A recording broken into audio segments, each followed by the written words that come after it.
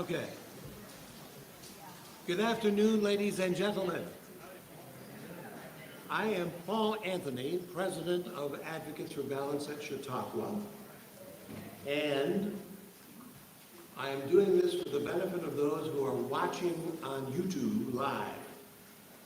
We are in the parlor at the Atheneum Hotel, and we cannot get anybody to turn down the air conditioning. It is frigid in here. See, if you think that way positively, things will change perhaps, okay? Anyway, thank you for being here. And this is our 67th speaker to bring you up to date all the time. And let me make a couple of announcements that are significant. Within the last 2 days, you may recall last week I said, normally we have a matching grant. This year, nobody stepped forward with a matching grant, so we couldn't do a match. Within the last 2 days, somebody stepped forward. I can tell you who, Jake Ziegler and Cheryl Gorelick.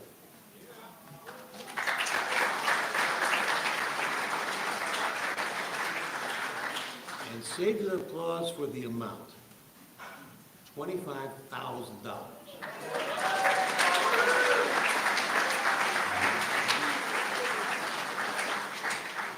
Now, most of the people in this room have already given to us over the course of the year. We are not going back to drag money up from that. So from day one today, anything we get now will be added or accounted for with the match, not earlier stuff. Now, those of you who have given something already, it doesn't mean you can't give a little bit more. I'm only doing due diligence here, okay? That's all. So we are eternally grateful to them. They've been supporters for a long time. And let me read you what Cheryl or Jake, I don't know who wrote it, said after giving the money. He said, we're committed to learning at Chautauqua.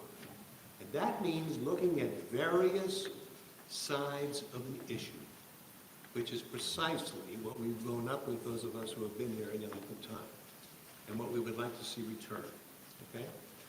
So again, thank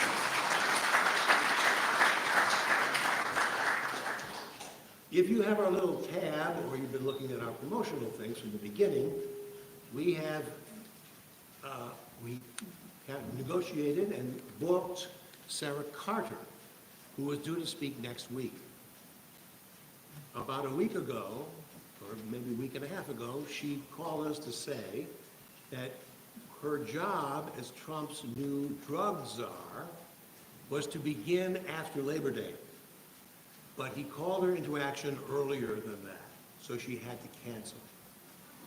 So we tried to find some people to replace her for next week, which would be next Monday, and we found a few people, and between schedules and cost, we decided that we would be dark next Monday, okay?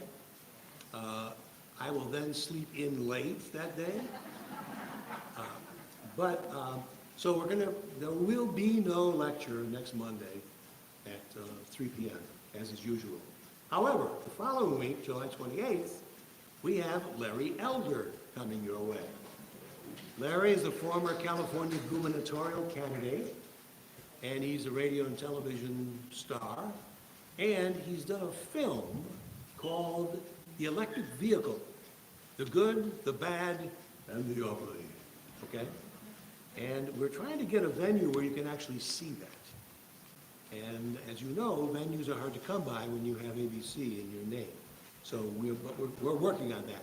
The ideal situation would be to go to the cinema on a Sunday afternoon. He will be here. He can talk about it after the things like they frequently do with the authors and the producers of the films. So we're working on that. I can't guarantee you that's going to happen. Exam, we will have Q&A, and we will do it from that position there where you see that microphone. And that's about it for this time. Now I'd like to bring on our guest speaker. We had Jimmy Fallon here last year, you may recall, the comedian, who is a bona fide and publicized comedian. Joe Concha is not a publicized comedian, but having spent 2 days with him, he should be, okay? And he will display some of that wit and wisdom when he gets up here. Joe, highly inspected analyst, an American media industry and pop culture, Fox News contributor, columnist, The Hill, and sought-after prominent podcast guest. Joe will share behind-the-scenes accounts reporting on the 2024 campaign election and will dwell mainly on his book, which is called The Greatest Comeback Ever, Inside Trump's Big Beautiful Campaign. And those of you who have a copy of that and you would like him signed, he will be happy to do that at the end of the evening. So ladies and gentlemen, without further ado, are you all set? Okay. Just a minute here. Hold on. Is there a chiropractor in the audience? Okay. Woo. We are working on tech stuff right to the last minute. No fault of anybody's, okay? Just to point the logistics here. So, ladies and gentlemen, without further ado, please bring to the podium Mr. Joe Concha. Watch yourself there. Watch yourself. What a great crowd here. I mean, I love this place. I really do. I've never been before. I've never been to Western New York before. And I called my wife earlier, all right? And I said, look, we're moving here. That's it. It's like Punxsutawney, Bill Murray goes there in Groundhog Day and he says, let's live here. But I did notice, and I see a business opportunity, so I'll continue to do the Fox stuff. I can move a studio basically to anywhere. But just to open up a business here, because I see a need. I don't see a lot of Mexican food here. Okay? And I was just thinking that I could open up a place, and we call it Chautauqua Bell. That's going to do well now, isn't it? No question. But it's weird. I don't know what to do with myself. Like you probably saw me. I was just walking around here all day. So I got 2 kids. One is 9, one is 11, and I'm used to doing a lot of things with them. I coach baseball, I coach football, human Uber, just back and forth to all these practices and everything. And now, this is the first time I haven't been with them on a trip since 2019 or something. So it's weird. And I talked to my son today, and he's like, oh, Daddy, I miss you. You're going to be home for my birthday, right? I'm like, yeah, of course. My son's birthday is on Wednesday. So, and I'm thinking back, wow, this kid's 10 already. It goes by so fast. And I remember, when we were in the delivery room, and what my wife and I decided to do was, we're not going to name the kid until we look at his face. I don't know if anybody here did that. Most people plan ahead. I'm like, I want to see the face. So sure enough, it's a C-section, unfortunately. Doctor, brings the baby out of the womb and says, congratulations, Dad, it's a boy. And I look down, I go, wow, and what a boy. And he says, no, sir, that's the umbilical cord. You got to cut that. No, I had no idea. All right. Plus, he's half Irish. I couldn't have been accurate. But anyway, so then my wife is, looking at our son, and she goes, wow, that looks like a nice Gaelic boy. My wife's Irish and Spanish. She goes, why don't we go with the name Liam? And I'm like, Liam, that's a good name. I like those Taken movies, Liam Neeson. Okay, I could go with that. And then, hi. Hi. Somebody stepping a duck? What was that? All right, thank you. A little low? All right, gotcha. Put some bustle into it. There you go. And we're good. All right, well done, sir. Give him a hand, everybody. Come on. Too tall for a mic. That's the first time that happened. So anyway, my wife says, all right, let's go with the name Liam. I said, I don't know, honey. I'm looking at that face, looking at that jawline, those eyes. I could only come up with one name. Let's go Brandon. Let's go Brandon. And she says, I don't know, I got a funny feeling about this. And then the same thing with my daughter, I mean, my mother's name is Karen. We kicked that around for about 2 seconds. And again, just weird, hair standing in the back of your neck, like probably not a good idea. This is like 2015, before the Karens came about. Look, I promised during the reception that we had last night, not everybody, of course, that's here today was there, but I spoke to, I know some people in the Trump administration, and I spoke to Pam, spoke to Bondi, and she's like, look, this Epstein list is a real pain in the ass right now. She goes, Joe, you just handle it, all right? You release it.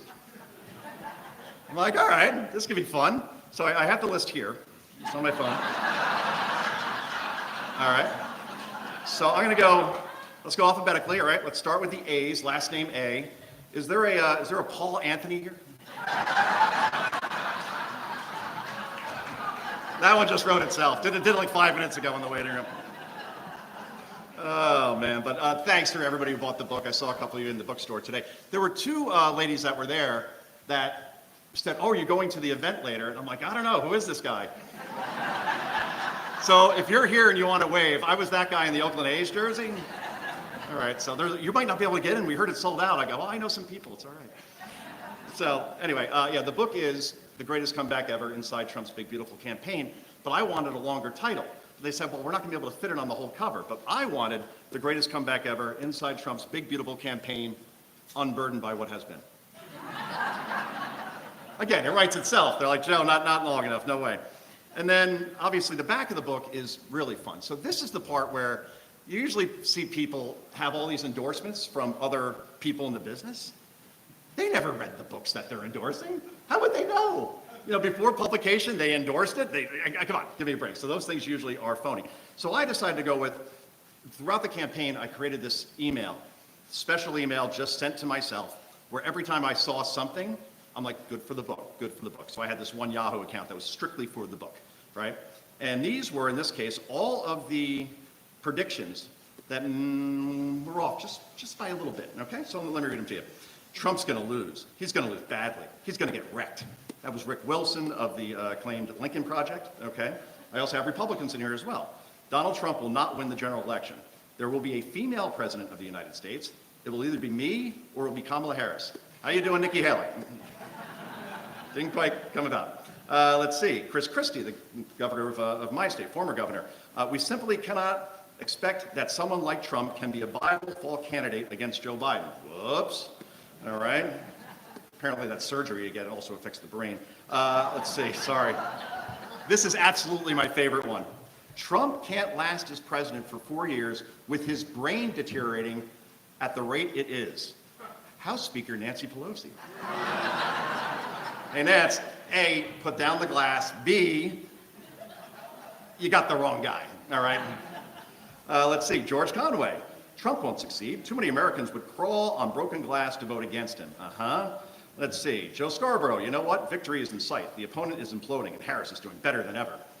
Another great prediction by Joe. Let's see. And finally, Bill Kristol. Great conservative. You know who's not going to get the credit they deserve? Kamala Harris, Nancy Pelosi, sit down for this, Liz Cheney, and tens of millions of women who will be responsible for defeating Trump. And finally, I have one more prediction at the bottom. Trump wins this quite easily. Save the tape. Play it back if I'm wrong. This is how it's going to end. And that's what a guy named Joe Concha said in October of 2024 on Hannity. Yeah! Then again, I've kicked the Bills every year to beat the Chiefs in the playoffs, and that didn't work out too well. So you never quite know, in these situations.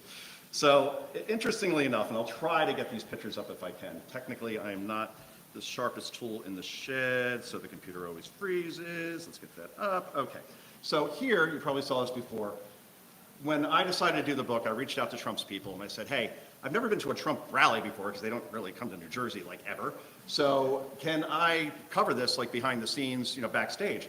And they write me back and they say, sure, Joe. In fact, we'll provide transportation. So I'm thinking I'm getting like, an Uber X, that's the good one, Uber XL. And then they're like, okay, you're going to meet the Trump plane on the tarmac at LaGuardia Airport, and we're going to fly you down to Atlantic City for the Wildwood rally, which I thought was pretty cool. And then, hopefully this goes forward. Please go forward. Nope, that went zoom. All right, 1 second, guys. Sorry. There we go. All right, so on the plane, all right. Sorry, I just gave away a punchline.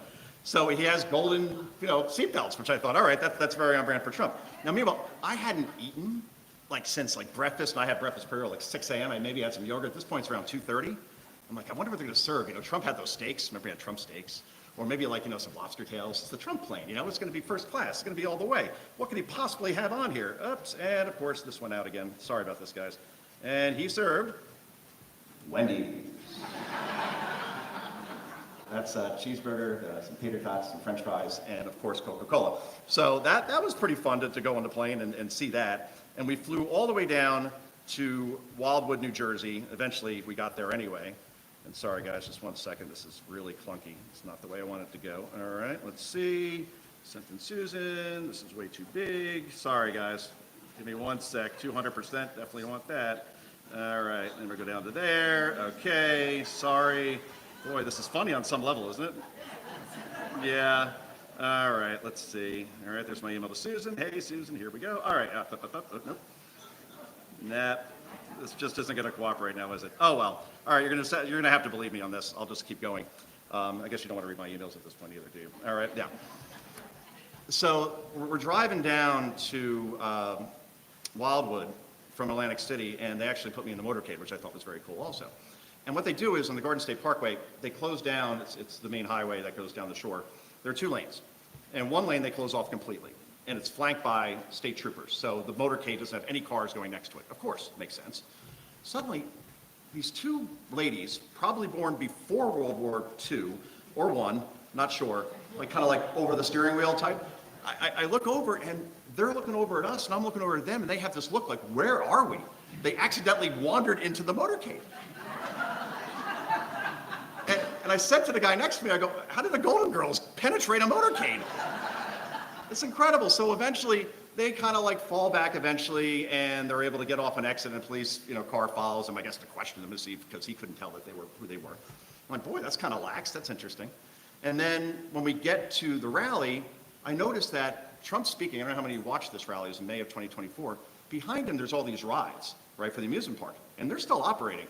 Right over the stage, basically. They're going to shut those off, right? I mean, is anybody then, anyway vetting the people that are on these rides? That's a perfect shot, over the stage. Again, there was no assassination attempts against him yet, so you're not really thinking too much in that regard, but I remember just writing notes to myself furiously. This does not feel secure. The boardwalk had people streaming back and forth. That was about 150 yards away. They couldn't have vetted the 100,000 people that were there all on the beach. No one went through metal detectors or anything like that. So I'm thinking, this feels not all that secure.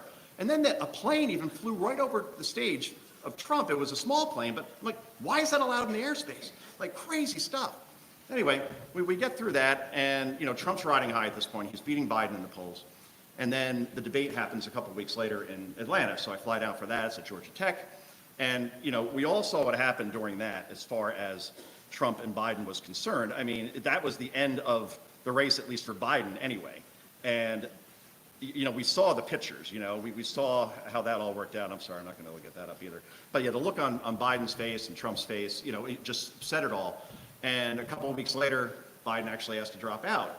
And it's amazing when you think about what happened from May 27th, when that debate happened, and June 21st, when Biden dropped out. Because in between there, on July 9th, Joe Biden, when he's trying to save his candidacy, says it's time to put Donald Trump in a bullseye, unquote. That's what the sitting president at the time in the United States said. And then 4 days later, some 20-year-old kid's able to fly a drone over a field where Trump is supposed to speak. A 20-year-old kid is somehow able to hide a high-powered rifle next to a building, the one building that had the line of sight to Trump on that stage, and no one walked around the building to see if there may be a gun there. And then after that, once they realize that there may be a threat, when Trump's about to go on stage, and there's clearly, all right, on the radios, there's a threat. Somebody decided, you know what, Mr. Trump, go break a leg. It's all right. Let's roll the dice and take our chances. Who sent him out there?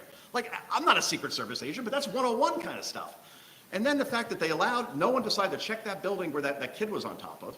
And then a police officer, finally they notice that people are yelling, there's somebody on that roof. A police officer climbs up, looks at the kid turns around with the rifle, and he climbs back down. You start firing, dude.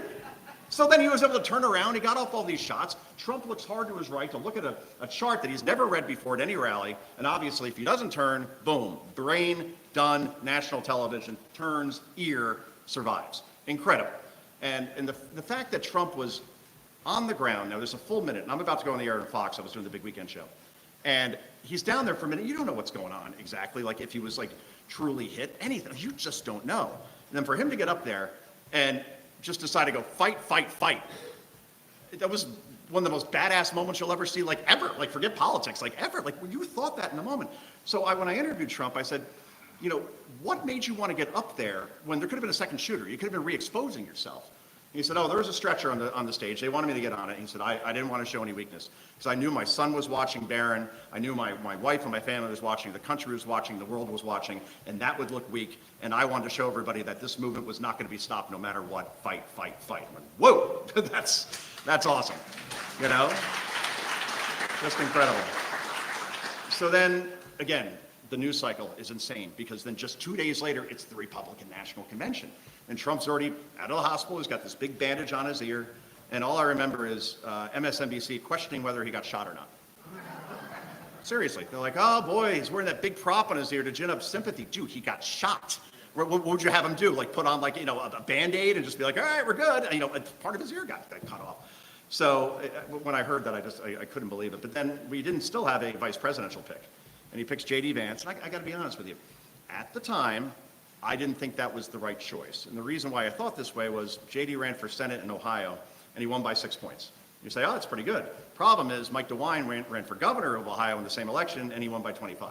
I'm like, where'd that 19 points go? Exactly. Like, what's different about J.D. where he loses 19 points off the Republican ticket? And I honestly, I went on Fox, and I thought that Marco Rubio or Glenn Youngkin were the better choices. And, you know, Youngkin, Virginia, purple state, 60% approval. Okay, that's good. Marco, I think, is a complete rock star and will be president one day. So maybe he will still be on a ticket and probably at the top of it at some point. But J.D. Vance is completely, you know, in terms of every expectation, has exceeded them. And, you know, it's funny because then after Biden dropped out on July 21st, which really pissed me off, by the way, not because I thought he should be president, because all year I had not one vacation.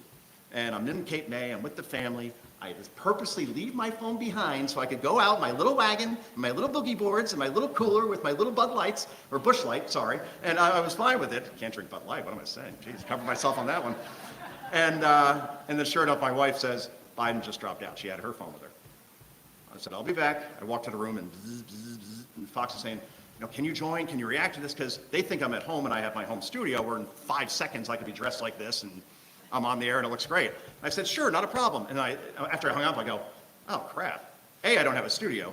B, I go to the closet. I have like maybe one shirt you could wear on the air from like Banana Republic from 2004. And it's yellow. Ugh. Otherwise, if you've seen me around here, I kind of wear like jerseys a lot. That's basically all I had, a couple of T-shirts, that sort of thing. So what I learned was South Jersey does not have one men's store near the beach areas within 40 miles. Not one. You can't find a shirt, a tie, nothing. I finally found one at Marshall's, or to make it sound good, Marshall's, and we were able to go on, and I joined from there. So that was interesting. But again, in the span of 8 days, we had a presidential candidate shot, a vice presidential candidate chosen, which a lot of people didn't expect, and then a sitting president drop out in the span of 8 days. That is incredible. So then what are the Democrats going to do as far as that was concerned? In other words, they could have had a lightning primary, right, for starters. They could have, sorry about that, could have done a lot of things. But let me first show you Milwaukee, which is very interesting. Met Dennis Quaid. Now, you tell me how that guy is 70. That ain't 70. That's like 47, you know. And then I met his wife and I realized why he looks the way he does. She's 33. 6 foot, you know, met her in Las Vegas while she was going for her master's degree. I'm like, all right, this guy, that's pretty smart. That's good stuff right there. But anyway, so that was Milwaukee, and I met Hulk Hogan there as well. So then, you know, finally, the Democrats decide on Kamala, not because she was the best candidate, because there was 300 million reasons to do it, which was all the campaign donations were not transferable to another candidate. In other words, Gavin Newsom or Gretchen Whitmer, they can't just step in and take that money. It is only with the Biden-Harris camp, and that's why they had to go with her ultimately. So they go with Kamala, and for the first 6 weeks that she's a candidate, she doesn't do one interview. Not one. Not with The View, not with Rachel Maddow, it's just unbelievable. They kept her completely under arrest. So then finally they're like, okay, why don't we go to CNN, this is like around Labor Day, and we'll do her first big interview. And this thing, I don't know if you remember, it was at a cafe in Savannah, okay? I'm sorry, hopefully I could blow that up. It's a little bigger anyway. Hello, guys. Make that bigger. All right, thank you. All right, so what was weird about this was, all right, there's Dana Bash on the left, who is a complete hack. And then, for whatever reason, there's goofy Tim Walz there also. Tim Walz. And it looks like a parent-teacher conference. Right? She's got like the human, like emotion, guy, like right there, like the sponge, and then she's there, and she's like at least like 2 feet below her, and she's slumped over, and it's dark in the back, and it was not a good launch to her campaign at all. And by the way, Kamala had one big decision to make throughout her 100-day campaign. Who are you going to choose for vice president?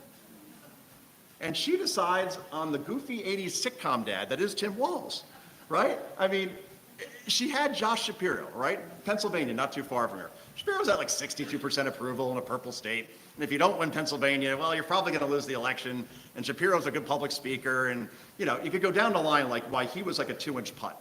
And she goes, I'm going to take that guy from Minnesota instead that let Minneapolis burn to the ground. I heard he was a great coach once in football. Well, no, he wasn't a head coach. He was a volunteer coach because he did, in his 30s, mind you, got caught doing 97 miles an hour and got a DUI. So yeah, great record so far. Oh, how about his war record? That's pretty good too, right? No, kind of left his unit when they got deployed to Iraq, so that's not good. So when you go through everything with Tim Walz, including, again, I mentioned my son's in elementary school. Can you imagine him walking into his bathroom and seeing a tampon machine? You know the questions I'm going to get when I get home? Dad, what is that exactly? And I got to explain that one? No thanks. So she went with Tim Walz, and that was just a whole bowl of wrong. So anyway, and there he is. Now that's the funny thing, right? That's during the vice presidential. Now that's the funny thing, right? That's during the vice presidential debate, and vice presidential debates usually don't mean anything. In other words, like you don't remember them at all. Maybe Lloyd Benson, Dan Quayle, I knew Jack Kennedy. Jack Kennedy was a friend of mine. You know Jack Kennedy. All right, great line. They still lost the race. So overall, vice presidential debates really don't determine anything. But in this case, you saw that this guy was, deer meet headlights. Like this is not who you want a heartbeat away from the presidency. Meanwhile, the picture of competence was obviously J.D. Vance, and he did a phenomenal job at that particular moment. And then I looked at the Teamsters as far as like that's such a big part of campaigns, especially when it comes down to Pennsylvania, Michigan, and Wisconsin, right? It usually does. Then you need the Teamsters vote, and Democrats could vote on that, count on that every time. So before Biden dropped out, he had about an 8-point lead on Trump. He had exactly an 8-point lead on Trump. And all right, that's pretty good. Okay, that's pretty good support. Pretty good for a Republican also to get that much of the Teamsters. Watch what happens when Kamala entered the race. Same thing. This is the Teamsters internal poll. It goes to, and I'm sorry that's so small again. Whoops, it went away altogether. Sorry about this, guys. Oh, how do I missed JD. That's a picture of confidence right there. So here we go. All right. And we got the Teamsters here. All right, there we go. So it went from Biden plus 8 to Trump plus 27. That's a 35-point swing. And again, Kamala's a Democrat. What's the difference? Well, I guess Joe always positioned himself as like a pro-union guy. But in the end, they knew that she was an elitist from San Francisco who obviously would not have their interest at heart in any way, shape, or form.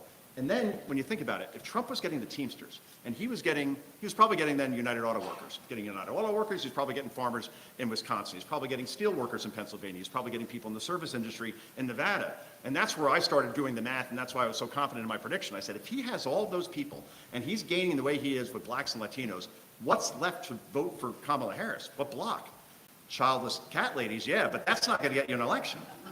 So that was huge. That poll, that was the moment where I'm like, okay, that's going to be the end of it. And then there was the Al Smith dinner. And whoever was running Kamala's campaign decided it was a really good idea not to go. Now, if you want to win an election, you absolutely need the Catholic vote. It is the biggest voting bloc in the country. And they decided that they were going to keep her somewhere else and then send a video with an actress who was relevant on Saturday Night Live when Bill Clinton was president. Seriously, like the 90s. That's Molly Shannon, and she played this character named Mary Catherine who rubs her armpits a lot when she actually is nervous. And this thing, and I was there, got booed because, again, why would you blow off Catholics like that? What are you thinking, And meanwhile, Trump had like great lines. I mean, he's like basically like the Dean Martin of like roasters when it comes to these things. And he had one great line I remember. He said, Democrats keep telling me that there's more than 2 genders. And I didn't believe him until I met Tim Walz. So yeah, Trump crushed it that night. He won the news cycle once again. And that was just incredible. So now we're in October, and things seem to be going his way. And then obviously that's what I used for the book as far as Trump and the McDonald's picture. And the media just went off on Trump when it came to this, because it's a stunt. You know, he really didn't work there. It was just like a display. Of course he didn't work there, but the point was that he was the guy you could relate to. And what this does is it diffuses the narrative that Trump is a fascist and that he's Hitler. So at last check, Hitler didn't work the fries in the drive-thru. All right? He's a happy warrior. In the 2020 election, Trump was not happy on this stunt because it wasn't much of a stunt, right? COVID basically rendered his rallies useless. All he had to do was defend himself on a virus that came here from another country. The country was miserable. We all remember what that was like. The no sports thing that did not fly with me, and then no one in the stands. That was really weird. But the point is that this election, you could tell who was winning by who was having fun. And Trump absolutely was having fun, while Kamala seemed to be flailing at that point. And then we got to, obviously, another event that I went to, which was at Madison Square Garden, which I will find for you in a moment, if I can, hopefully. Let's see. All right. Sorry about this, guys, once again. There we go. All right. Coming. There we go. Okay. Oh, yeah, there was the garbage truck, too. I forgot about that one. Now, remember, that's when Biden called all Trump supporters garbage, and obviously Trump not missing an opportunity in any way, shape, or form. They were able to get a garbage truck in Madison, Wisconsin, and then dress it up with Trump stickers, and then Trump obviously wore this. And again, the guy having fun is the guy who's going to win, and that was another example of that. Now, you may be wondering who this guy is. That's Tony Hinchcliffe, okay? So I went to the Madison Square Garden rally, and this was October 27th, 2024, and this guy Hinchcliffe came up about 5 hours before Trump spoke, and he made a joke about how Puerto Rico has this big garbage problem, right? It's an island of garbage. And if you look up, news accounts out of Puerto Rico, it is true. More than half the refills, garbage is overflowing. They don't know what to do with it or where to put it. Nevertheless, not the best joke to tell at that point. You don't want to offend anybody or anything like that. But then again, it's a joke. So what happens instead? We see headlines after this basically saying that the race is now over because a guy who spoke at a Trump rally, who Trump's never met before, told a joke about Puerto Rico, and that's what's going to spread like wildfire in Pennsylvania and flip that swing state. In other words, the argument was being made that forget about inflation being above 9%, and forget about the fact that the border's allowed anywhere from 12 to 15 million people in the country, and forget about the fact that a lot of people are leaving major American cities like San Francisco, Minneapolis, Atlanta, New York, Chicago because of crime, and forget about all these other things like men playing against women in sports because a guy you've never heard of before told a joke about Puerto Rico. So if you were going to vote for Trump, you're now going to switch to Kamala because of a joke from a guy that you never heard of before. That's what our media actually tried to push. And obviously, that didn't happen. Trump ended up winning Pennsylvania and every swing state for that matter. But before the election, 2 days beforehand, there was a poll showing that Kamala Harris was up 3 in Iowa. Okay? Iowa hasn't gone to a Democrat, I think, since The Wizard of Oz. Like right around that time? Because if you look at the voting, there's a lot more Republicans than Democrats in a place like Iowa. And there's a woman named Ann Selzer who it was called the gold standard. Remember, she's the gold standard. Her polls are the most accurate. You got to believe this stuff. So she actually had Kamala not only winning, but winning in a place like Iowa. And I remember going on Fox and saying when I had to react to this, I go, please, I will give up my salary. Allow me to be on the morning after the election so I can dunk specifically on this poll. Because he's going to win by 12 to 14 points.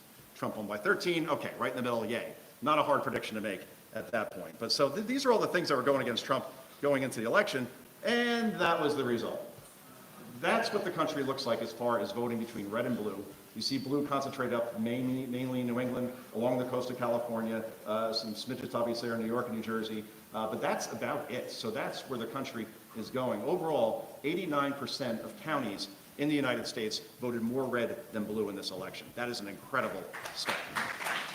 Incredible. And then afterwards, we learned that actually Kamala Harris raised $1.5 billion with a B, and not only went through that $1.5 billion by paying people like Beyonce, Bruce Springsteen, Eminem to perform at her rallies so the crowds looked bigger, right? But they went through that money and even had a deficit. So it makes you wonder, like, what if she was elected president and her team that was in charge of the campaign would be the same type of team she'd have around her stewarding the economy? It's hard to spend $1.5 billion in 100 days, and they did it. And again, 89% of counties went more red than blue. So not exactly a good return on investment at that point. So yeah, overall, we all know what happened from there as far as Trump and his cabinet. What's different this time around than 2017, in 2017, he had people around him who he really kind of didn't know, right? Like Jeff Sessions, okay, you were nice enough to endorse me early, so I'll make you Attorney General. And then he recuses himself in the Russian investigation. Reince Priebus was his chief of staff. That lasted about 4 months. Anthony Scaramucci was once director of communications for the Trump White House in 2017. I mean, you could just go through on and on. And obviously, the head of the Senate and the head of the House, Paul Ryan and Mitch McConnell, weren't exactly on the same page as Trump. You remember when he tried to appeal Obamacare and John McCain, the famous downvote. 2017 was not a good year for Trump because he just felt like, the knives were out all around him, like, who can I trust? Now he has a cabinet that he could absolutely trust. When you talk about Pete Hegseth, when you talk about, obviously, Scott Bessent, who I think is the MVP right now, Marco Rubio, Secretary of State, Robert F. Kennedy Jr., isn't that amazing? HHS. He's got Tulsi Gabbard, DNI. These are Democrats that are, two that ran for president as Democrats, not like lower level people that, hey, I'll throw in a token Democrat. So that's the coalition that Trump has built at this point. As we're now 6 months into his presidency, we have inflation that was above 9% under Joe Biden to just over 2%. We now have more job openings than people applying for jobs, so unemployment going in the right direction. We have growth now at this point, consumer confidence all-time high. S&P just had its best month. Iran no longer has nuclear capabilities. We have a ceasefire in Gaza. Men, at least Trump tried, Democrats voted down as far as men playing against women in sports. That's been a culture shift now where people now are against that to the point where the University of Pennsylvania had Leah Thomas, they asked her to apologize and to strip her of all of her championships, which I mentioned to some folks before over lunch, but bears repeating. My wife grew up, I'm not gonna say poor, but let's put it this way. My father-in-law had triple bypass at age 37, and he did like heavy manual labor, so he couldn't go back to work, obviously, for that reason. So then he had to basically do things like caddying, while my mother-in-law was like an administrative assistant for like a small company. So they didn't have a lot of money at all. So it's my wife, her two sisters, mom and dad, one bathroom. Imagine being my father-in-law and sharing a bathroom with 4 women, just for a moment. I can't share one with one, my own wife. Imagine 4. That would be interesting. But my wife was, top of her class, but she was this exceptional runner, like a Giselle, and she was number 3 in the country at one point. So then she has all these schools, like, trying to get her to come there, whether it be Princeton, whether it be Penn, whether it be Vanderbilt, Georgetown. She decides on Georgetown, but obviously they can't afford Georgetown, but she gets a full scholarship. She's also pre-med at Georgetown, so you're pre-med and you're running track. So not much of a social life as far as, that was concerned. But when she got out and, we get married and we have our 2 kids, and she's an ER doctor now, so hopefully none of you ever meet her, because it's probably, hey, how you doing? I'm Joe's wife. Yeah, that'd be bad. No, overall, the amazing thing is that she wasn't involved politically too much, but then once she saw Leah Thomas at the University of Pennsylvania, and she's winning all these races, and she sees the photos afterwards, and Leah's up here at 6 foot, and then like Riley Gaines is like 5'3", and it's like, whoa, obviously that's unfair. And she's like, do you imagine? You do all this training, you put your blood and guts into this, and you're on the blocks, and you're about to race, and you look down, and there's Saquon Barkley.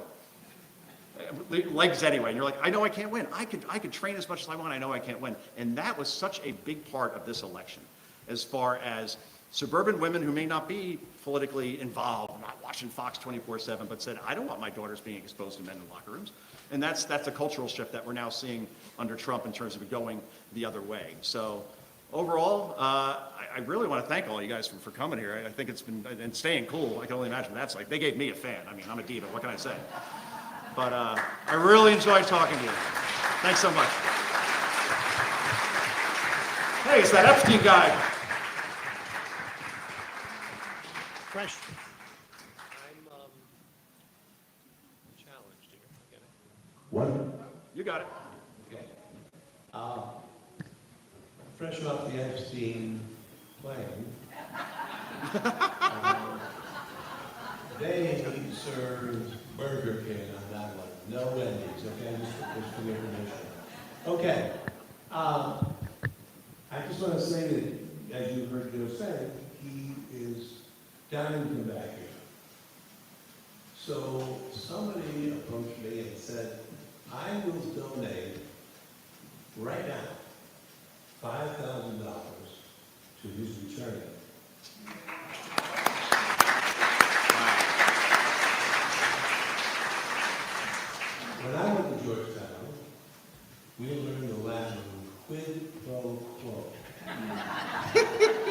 know. And by the way, 5,000 is 2,500 more than he's getting right now, so you should be happy with that. It's got a good point. Anyway, we would love to have you back next year. Awesome. And we'll stay in touch with that. First question. Chautauqua Bell. I would like to second that sentiment, but would like you to buy a home here. And I can promise you that your family will be very busy when you're away, as it sounds like you are a great deal. So I'd like to ask for some insight. Sure. And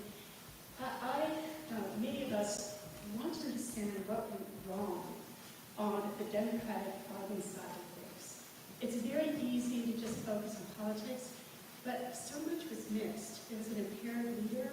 There were terrible mistakes made. Is this groupthink? Is this a Machiavellian power grab? Is it some combination? And because of your insight from within the Trump campaign, I suspect there were a lot of analytic, somewhat cold discussions about what exactly was happening so that you could deal with it. So that's my question. Yeah, that's a great question, by the way. Inside the Trump campaign, and talking to Chris Lasavita and Susie Wiles and the people I had exposure to, I had written a book back in 2022 called, what was it called again? Oh boy, Come On Man, the truth about Joe Biden's no good, terrible, horrible, very bad presidency, right? And in it, I went through all the examples of why it was clear that Joe Biden's brain had turned to applesauce, like during the 2020 campaign. Forget 2024 in that debate.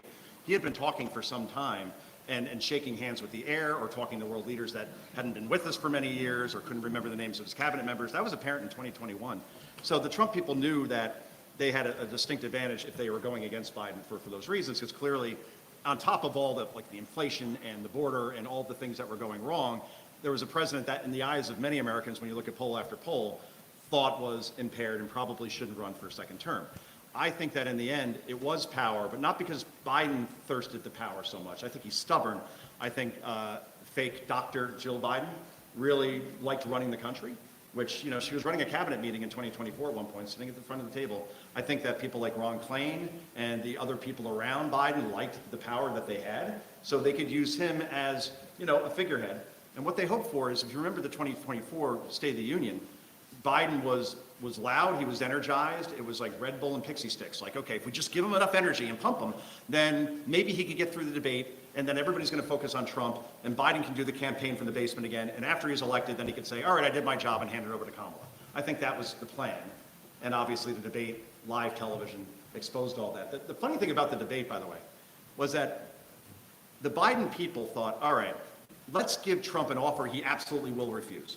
They said, all right, we're going to decide who's going to host the debate, CNN. We're going to decide on the moderators. We're going to cut off your mic when Biden's speaking and then his mic when you're speaking. Oh, we're not going to have a studio audience.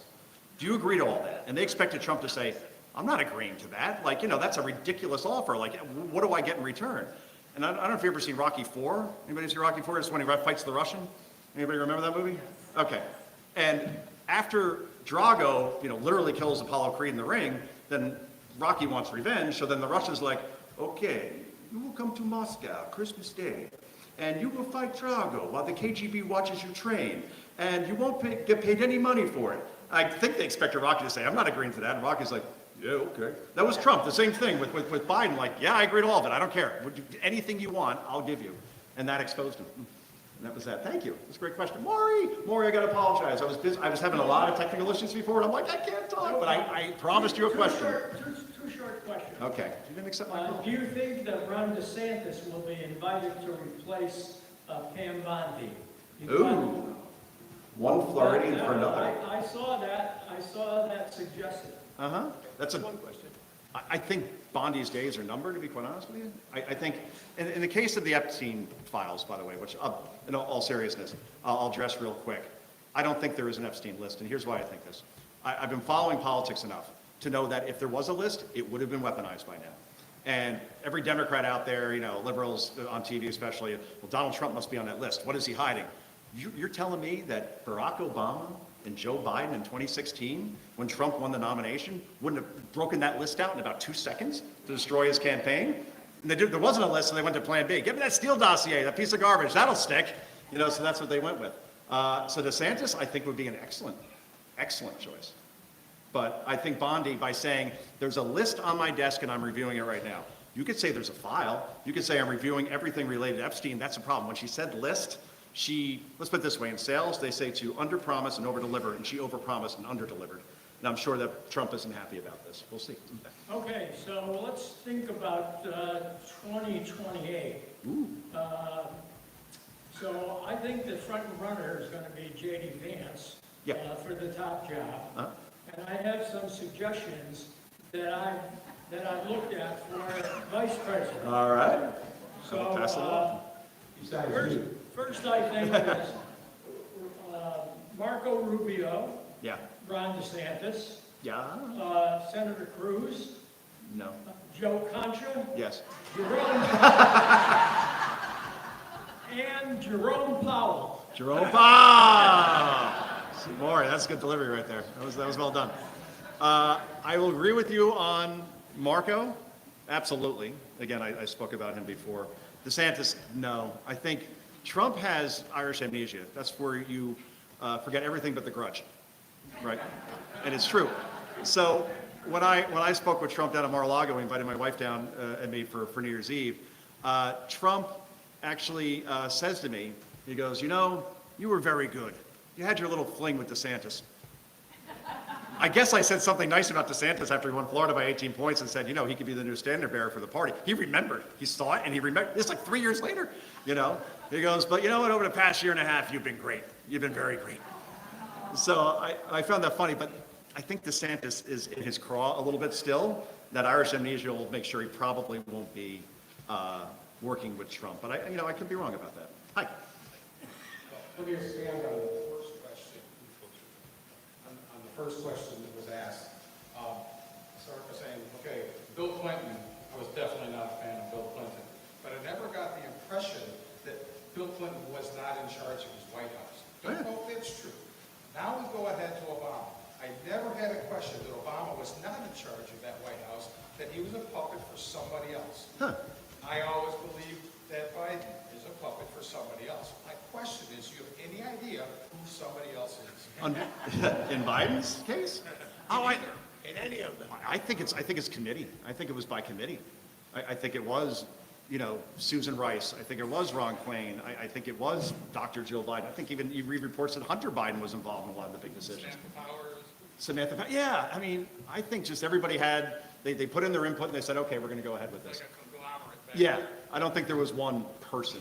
That makes sense. But Bill Clinton, I'll surprise the room. I thought was, and I talked about this last night at the reception, forget Monica, forget the blue dress, forget all that stuff. Up until that point, I kind of liked the job that he did in terms of saying, okay, he was street smart. He realized that if I want to win re-election, I got to work with Newt Gingrich.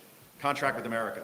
He said the era of big government is over. He passed welfare reform, Clinton did. He had a balanced budget amendment. We had surpluses. We weren't at war for the most part. You want to count, Kosovo, fine, I guess. But overall, we had peace and we had prosperity, and I felt like he was in charge. He was kind of a charismatic guy. So up until Monica, which was the dumbest decision you could possibly do, pretty good president. So there you go. Try to look at it objectively. What about the theory that they knew that Biden would fail in the debate, and that they put him up there to just do just that, so they can move on? Right. I think that was part of the thinking, like, okay, if he doesn't do well in June, we have time, right, to replace him. Because usually presidential debates, there's usually 3 of them. First one's usually last week in September on a Tuesday, and then they have one in October, and then one about a week and a half before the presidential campaign. If they waited until September, they were screwed, right? Because they would have already nominated him at the convention in Chicago in August. So I guess you would have to unnominate him. And then Kamala would have like 2 weeks to run, which actually would have benefited her, because the more people got to know her, the worse it got. But yeah, that's a good theory as well. Hi. Hi. Do you think the haters, Comey and Brennan, will face the justice, the full justice that they deserve? That's a great question. And I'm doing this right now, bowing my head down, because it's like every time I think there's going to be accountability in Washington, they have the hearings and everybody gets their flesh and then nothing effing happens.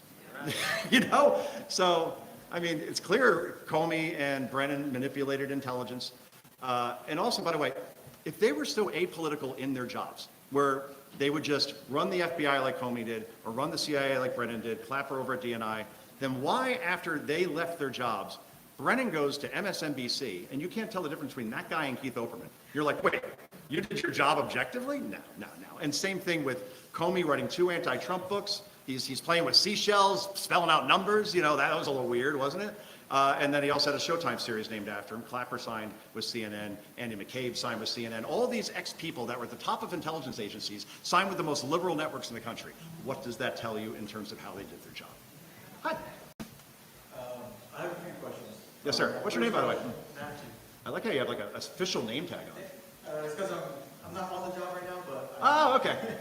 But, so my first question is, during the election, I always have this feeling that maybe the Bidens were a bit bitter after Kamala taking the election from Democrats. Yeah. Because there was like that one moment in time where Biden wore the MAGA hat at the fire. That's right, yeah, in Pennsylvania. Yes, so I'm wondering, I'm curious your thoughts on that. And my second question, because I'm very curious, I'm very into European politics, Mhm. and during the election, Keir Starmer, for example, and many other countries in Europe tried to support Kamala, and I think Keir Starmer even sent like delegates to help with the Kamala campaign. So I'm also wondering what's preventing us from helping the conservatives in Europe kind of gain power as well, and because there's like, for example, in Germany, the AfD, and Yeah. By the way, I follow Matthew in the gym. He presses 600 pounds. I press like 14 ounces. Very embarrassing to get followed. You know, so I try to go ahead of him. And then when he goes to the weights, he looks over at me like, you know, well, whatever, right? Thank you, man. He's got like an Apollo Creed thing going. Like, you know, that's the same build. All right, to answer the first question, Biden and Kamala hate each other. That was abundantly clear. They were supposed to have lunch every week as president and vice president, and it only happened a handful of times, right? You just got the feeling that they weren't communicating on any level. But this was the thing that really revealed it for me. 2 things, actually. So you remember a hurricane hit Florida. It was a devastating one. And DeSantis is as good as anybody as far as governors responding to natural disasters that hit his state. Even Democrats will tell you that down there. He has armies ready just to make sure that they're mobilized, constant communication, constant press conferences, and they recover quite quickly, right? So when that hurricane hit, then Kamala called DeSantis to see if there was anything she could do. And she never called before. And suddenly she's getting involved because she wants to show that she could be a leader in these situations. Meanwhile, Biden had already spoken to DeSantis. And Biden said, Governor, you're doing a great job. It tells the press, I gave him my personal number. He even went out, walked to the podium at the James S. Brady briefing room when Karine Jean-Pierre was up there, took over the press conference just to talk about the hurricane and how well DeSantis was doing. And it was at the exact time that Kamala was giving a speech in Nevada that they had to dump out of to go to Biden. That was by design. And, you know, we've talked about how Biden, his cognitive abilities obviously slipped. During that time he was defending DeSantis, he sounded like Shakespeare. I mean, he was cogent and sharp. You're like, whoa, you know, he's really passionate about this one. So the fact that he supported DeSantis in the face of Kamala during that was certainly one thing. And then on election day, you just couldn't help but notice, I believe in Freud in terms of there are no accidents, there are no coincidences. And Dr. Jill Biden on that day could have picked any color to wear to go to the election, go to the ballot box, and she wore a deep red, a MAGA red, one would call it. I think that was by design. I'm not going to say they voted for Trump. I think they weren't upset when Kamala lost because they felt that she, along with Obama and Pelosi and Schumer, had shivved, her husband and Joe Biden in inserting Kamala. And then Kamala, remember what they did to Joe during the Democratic National Convention? The sitting president of the United States, they put on a Monday night at 11:30 just to make sure as few people saw him as possible. And then he was on a plane the next morning out, didn't even stay for his own convention because they didn't want the cutaway shots going to him. Complete disrespect. So in that sense, I don't blame the Bidens for being angry at Kamala and Democrats for shivving him to the side when, they felt that he should still be running for president. Go ahead. There's an article in the paper today that a committee of sorts authorized the auto pen for pardons. Are those pardons valid? Were they really authorized by Biden if he's not aware of what's going on? How does that work? Okay, I'm not a lawyer, but I follow two very smart lawyers on Fox, and that's Jonathan Turley and Andy McCarthy. So Turley I saw just yesterday talking about how those pardons could be invalid because if they're not actually signed and witnessed by the person signing it, particularly in this case, the commander-in-chief, the chief executive of the country, then you very easily could go to court and say that these are invalid. And if they're invalid, then if I'm Liz Cheney and I'm Dr. Anthony Fauci and I'm Andy Schiff, or whatever his name is, Adam Schiff, sorry, then I'd be a little worried right now, no question. Final question. If anybody should know that, right? Yes, yes. Anyway, this is a good news, bad news. Uh-oh. The good news is, I'm going to share with the audience that Joe Concha had a spectacular slideshow put together. Sorry. The bad news is, he gave it to me. So my apologies. Oh, no, it's fine, it's fine. That's my fault. Is that it? Okay. On that note,